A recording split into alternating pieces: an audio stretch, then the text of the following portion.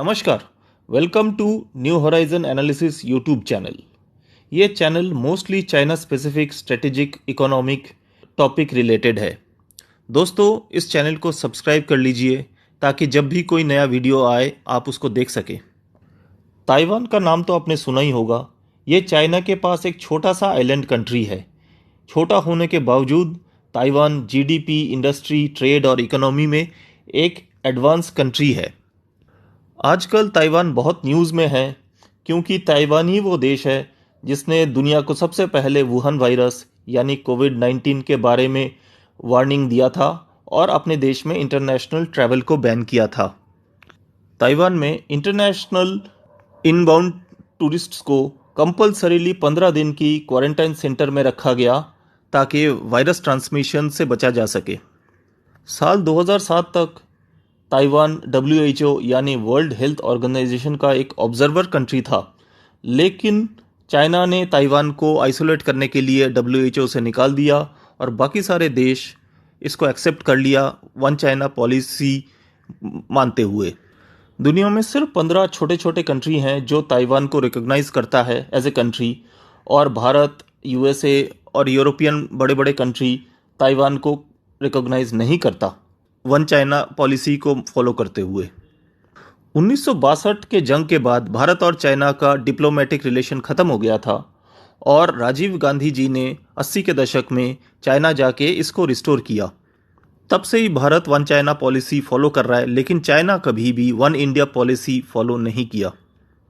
लेकिन पिछले 10 सालों में भारत भी वन चाइना पॉलिसी से दूर होता जा रहा है। पिछले 10 सालों में जितने भी ऑफिशियल कम्युनिकेशन हुआ है भारत और चाइना के बीच में, वहाँ कहीं भी वन चाइना पॉलिसी को मेंशन नहीं किया गया है क्योंकि चाइना ने कभी वन इंडिया पॉलिसी को एक्सेप्ट नहीं किया। रिसेंटली ताइवान के प्रेसिडेंट शाई इंग वन ने राष्ट्रपति का शपथ लिया और इसमें बीजेपी के 2 MP मीनाक्षी लेखी दिल्ली से और राहुल कासवान राजस्थान से, इन दोनों ने वर्चुअली इस सेरेमनी को अटेंड किया और ताइवान को ग्रेट डेमोक्रेसी कहा।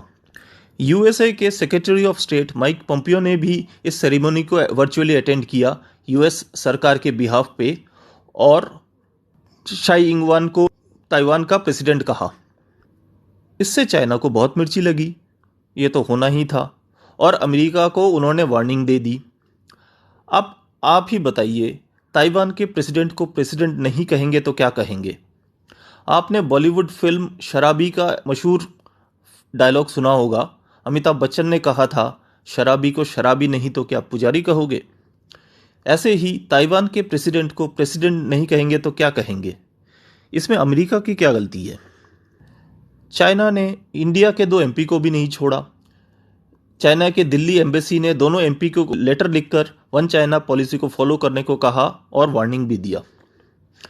जब चाइना हमारे देश को हर जगह नीचा दिखाने की कोशिश करता है, अरुणाचल प्रदेश, जम्मू कश्मीर को भारत का हिस्सा नहीं मानता है, गलत map or staple visa issue करता है, पाक ऑक्युपाइड कश्मीर में हाईवे और डैम बनाता है और भारत के ऑब्जेक्शन को नज़रअंदाज कर देता है, तो हमें वन चाइना पॉलिसी फॉलो करके क्या मिल रहा है?